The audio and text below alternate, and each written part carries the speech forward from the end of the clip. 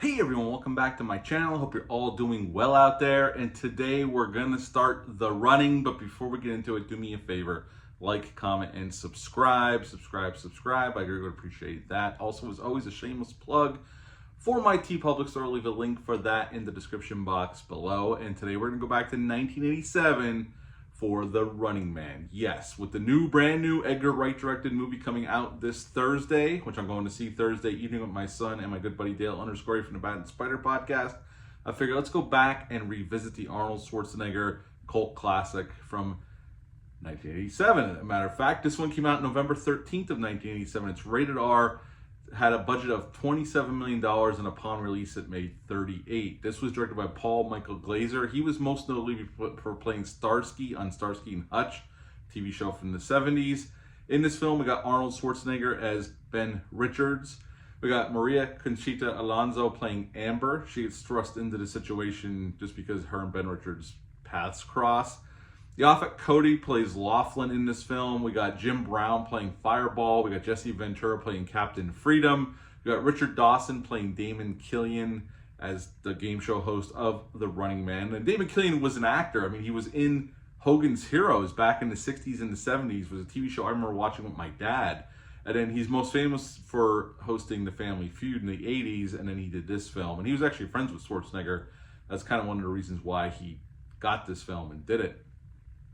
And this is based on a novel by Richard Bachman, aka Stephen King, and now they're redoing it, and supposedly this new version is closer to the book. I've never read the book, so I can't say either way, but I'm looking forward to this movie by Edgar Wright with Glenn Powell starring in it. It looks really fun, and that's all I'm looking for, is a good R-rated fun time at the movie. So hopefully that's what we get come Thursday evening.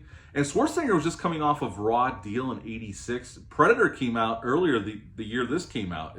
Predator came out in June of '87, and this came out in November of '87. And Red Heat came out the next year. This was when Schwarzenegger was just had movie after movie after movie coming out, and this was one of them in the long lines.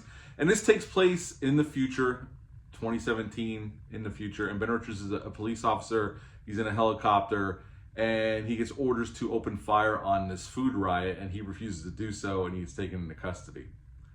We fast forward a little bit. He's in this open air prison doing hard labor, and Yaphet Kotto's character and this other guy try to escape, and they're successful. And now Schwarzenegger's character is just trying to get out of the country and go lay low.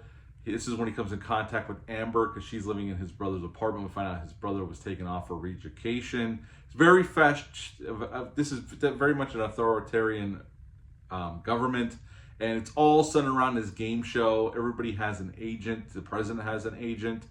The Defense Department has an entertainment division. I mean, this is very wild stuff, although not too far off. With all, especially with the advent of reality TV, this isn't too far-fetched, I guess, but besides some of the over-the-topness and cheesiness of it all.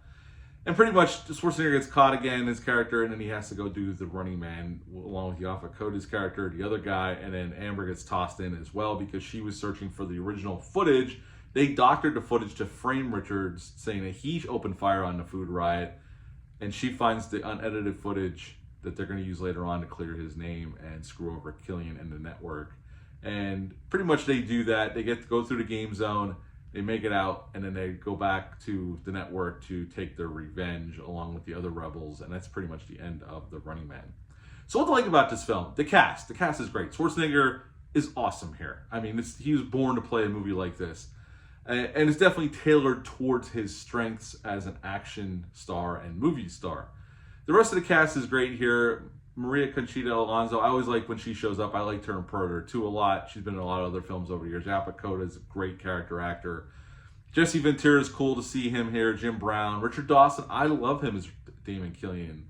I think he plays it deliciously vicious but scumbag sleazy, and he nails it. There's a lot of quotable one-liners there. So I've always liked this film since I've seen it when I was a kid. So it's a movie I really, really enjoy. But I will say, there's some issues here. This isn't the best directed film. And I think even Schwarzenegger was disappointed with the way the film was handled. He didn't blame Paul Michael Glazer for it. But he knew he was thrown into an impossible situation because he wasn't the original director hired.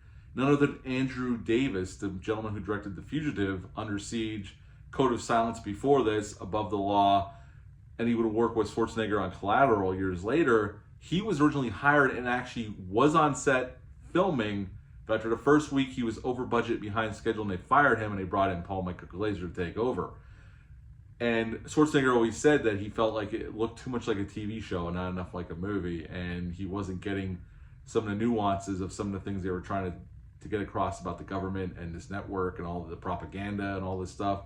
So Schwarzenegger even found it a little disappointing, but he was, as always, you know, he didn't blame the director. It was kind of like a situation where they needed a replacement. They found him and put him in there, and the movie got made. But you could tell he wasn't a seasoned movie director in the direction of this film. It does look very TV-like, and it's very unfortunate because this movie, I think if you would have had something like John McTiernan behind the camera or even Andrew Davis, I think this movie would even be better than it is. Although I still enjoy it and it has a cult following, it definitely wasn't the big hit they had hoped for, especially with the budget. I mean, this had a healthy budget of $27 million. But I still enjoy this film. For all its flaws, I still enjoy this film. It's a movie I've always enjoyed since I was a kid, and it's a movie I still continue to enjoy on this Blu-ray right here. All the dance choreography was done by Paula Abdul. She was the one that all the dancers you see during the broadcast on the show, in the movie, was done by Paula Abdul. And the footage of the helicopters attacking the food riot was footage taken from King Kong 1976. But overall, I've always enjoyed this film. I don't think this is the best Schwarzenegger movie, but I mean, you got the quotable one-liners, you got Schwarzenegger kicking ass. It's a fun with the game zone. Damon Killian's a great scumbag character. Richard Dawson plays it beautifully. There's a lot to like here. And you could forgive some of the shortcomings. So at the end of the day, I would give the original 1987, The Running Man, an 8 out of 10. 8 out of 10 for The Running Man. What would you rate this film? Leave a comment down below. Let me know. Are you planning to see the brand new version of The Running Man directed by Edgar Wright? Leave that comment down below. I greatly appreciate it. That is it for this review. I hope you're all doing well out there. But until next time, bye.